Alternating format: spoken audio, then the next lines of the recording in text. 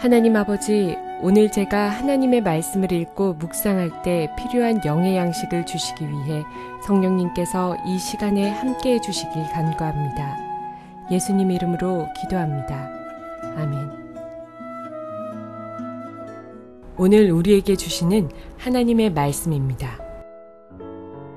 너는 순금으로 등잔대를 쳐 만들되 그 밑판과 줄기와 잔과 꽃받침과 꽃을 한 덩이로 연결하고 가지 6을 등잔대 곁에서 나오게 하되 다른 3가지는 이쪽으로 나오고 다른 3가지는 저쪽으로 나오게 하며 이쪽 가지에 살구꽃 형상의 잔색과 꽃받침과 꽃이 있게 하고 저쪽 가지에도 살구꽃 형상의 잔색과 꽃받침과 꽃이 있게 하여 등잔대에서 나온 가지 6을 갖게 할지며 등잔대 줄기에는 살구꽃 형상의 잔넥과 꽃받침과 꽃이 있게 하고 등잔대에서 나온 가지 6을 위하여 꽃받침이 있게 하되 2가지 아래에 한 꽃받침이 있어 줄기와 연결하며 또 2가지 아래에 한 꽃받침이 있어 줄기와 연결하며 또 2가지 아래에 한 꽃받침이 있어 줄기와 연결하게 하고 그 꽃받침과 가지를 줄기와 연결하여 전부를 순금으로 쳐 만들고 등잔 7을 만들어 그 위에 두어 앞을 비추게 하며 그 불 집게와 불똥 그릇도 순금으로 만들지니 등잔대와 이 모든 기구를 순금 1달란트로 만들되 너는 삼가 이 산에서 내게 보인 양식대로 할지니라. 사랑하는 성도 여러분, 평안하셨습니까? 오늘도 주님께서 주시는 말씀과 함께 복된 하루를 열어가시기 바랍니다. 오늘 우리에게 주실 하나님의 말씀은 출애굽기 25장 31절에서 40절 말씀입니다.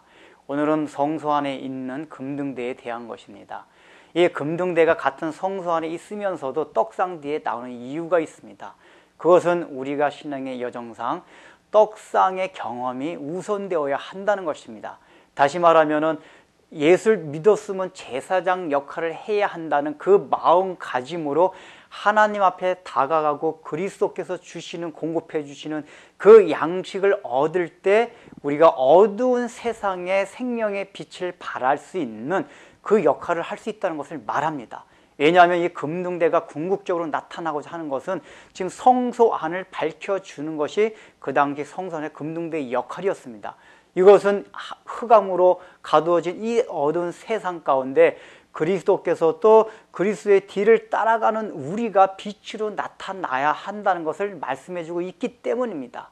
그래서 우리는 먼저 예수를 믿고 나서 제사장으로서 봉사하는 자로서 하나님의 나라와 의를 위한 그 갈망이 있고 난 다음에 금등대 주는 의미로서 갖는 그 은혜를 받을 수 있고 그것을 경험할 수 있다는 것을 먼저 생각해야만 합니다. 그렇다면 오늘 본문을 보면은 금등대는 다른 기구들과 좀 다른 점이 있습니다. 먼저 재료에 있어서 다릅니다. 다른 지금 재료들은 조각목을 만들고 그것을 금으로 덮었습니다. 그런데 오늘 이 금등대를 만든 재료는 오직 순금으로만 만들려고 하고 있습니다. 이것은 예수 그리스도를 나타내는 데 있어서도 이 금등대를 통해서 하나님께서 말씀해 주시고자 하는 것이 인성이 아닌 신성적인 부분을 나타내고자 하시는 것이요, 또한 우리 교회, 우리 성도들이 신앙생활 하는 데 있어서도 그런 인간적인 연약성이 아니라 영적으로부터 100% 순수한 복음만, 하나님의 능력만으로 하늘에서 내려오는 그것만으로 금등대 역할을 할 수 있기에 오직 재료를 순금, 다른 것이 섞이지 않은 것으로 지금 명령을 내리고 있는 것입니다. 그렇다면 오늘 본문을 통해서 이 금등대의 구조가 어떤지 이제 살펴볼 것인데, 성경을 읽어보면은 일단은 금등대 가운데 금등대 줄기가 있습니다. 그 밑밭에 밑에 밑받침이 있고 그 양옆으로 줄기가 3가지씩 나와 있어서 6가지 줄기가 나와 있습니다. 그런데 다른 건 이해되는데 오늘 33절을 읽어보면은 조금 굉장히 내용이 복잡해 보입니다. 오늘 33절의 내용을 한번 보겠습니다. 거기 보면은 이쪽 가지에 살구꽃 형상의 잔색과 꽃받침과 꽃이 있게 하고라고 얘기를 합니다. 그렇다면은 우리가 생각할 때는 가운데 줄기가 가운데 줄기가 있고 그 곁에 이제 이렇게 가지가 나와 있는데 가지에 살구꽃 형상의 잔이 셋이 있고 또 꽃받침도 있고 꽃이 있는 것 같이 지금 표현이 되어 있습니다. 그러나 이게 원어상의 뜻은 그런 뜻이 아니고 꽃받침과 꽃으로 이루어진 살구꽃 모양의 잔을 말하는 것입니다. 결국은 꽃받침이나 꽃이나 살구꽃 형상이라는 게 다 잔을 바로 지금 수식해주고 있는 말들입니다. 결국은 이 얘기는 뭐냐면은 가운데 줄기가 있고 곁으로 나와 있는 가지에 잔을 3개 만들려고 하는 것인데 그 잔의 모양이 살구꽃 형상이고 또 꽃이 되는 꽃 받침으로 돼 있는 꽃 모양으로 돼 있는 그 바로 살구꽃 모양의 잔을 3개 가지에 만들란 얘기입니다. 그리고 저쪽 가지에도 마찬가지로 그렇게 만들란 얘기입니다. 그렇다면 지금 성경을 읽어보면 잔의 그 개수가 가지에 3개씩 있으니까 전체 6가지가 있으니까 18개에다가 그 다음에 가운데 줄기에 4개가 있습니다. 그렇다면 전체 22개가 잔이 바로 거기에 있다는 것을 말합니다. 그렇다면은 왜 하나님께서 이 금등대를 만드는 데 있어서 이 전체적인 모양이 여러분 어떤 모양입니까? 나무 모양입니다. 분명히 그 기능은 불을 피우는 그 잔입니다. 그런데 모양은 나무 모양이고 특별히 어떤 모양이냐? 살구꽃 나무의 모양입니다. 먼저 나무를 말하는 것은 나무라는 건 생동감이 있습니다. 죽은 것이 아닙니다. 살아서 생명력이 있고 살아서 성장하는 게 나무입니다. 원래 그냥 등대라고 하면은 죽어 있는 것입니다.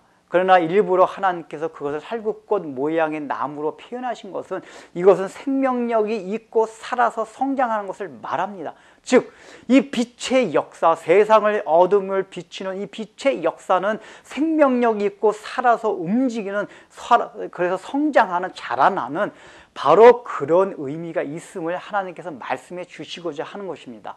특별히 이것을 살구꽃 모양으로 정해져 놓으신 것은 살구꽃 모양이 성경에서 부활의 생명을 말합니다. 살구꽃은 굉장히 다른 꽃에 비해서 일찍 개화를 합니다. 봄의 전령사입니다. 그래서 얼어붙은 그 동토 땅에, 죽은 땅에 가장 먼저 생명을 알려주는 것이 살구꽃이었습니다.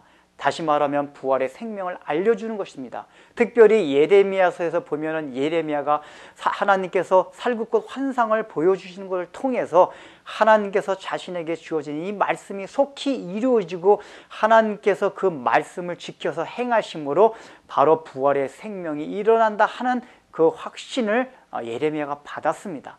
그렇기 때문에 이 살구꽃 모양으로 주셨다는 것은 바로 하나님께서 이 말씀해 주신 이것이 이 순금을 통해서 이루어지고자 하는 그런 모든 의미와 내용들이 반드시 이루어질 것이요, 우리들은 그것을 보면서 늘 어려운 가운데서도 이 생명력은 반드시 잉태되고 성장한다 하는 것을 마음에 가지고 신앙생활을 하라는 것을 말합니다.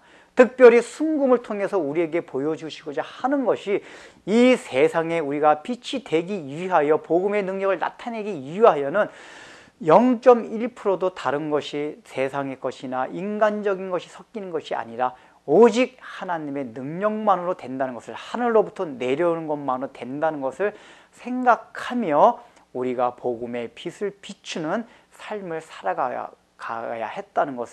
한다는 것을 우리 마음에 명심해야 할 것입니다. 기도하겠습니다.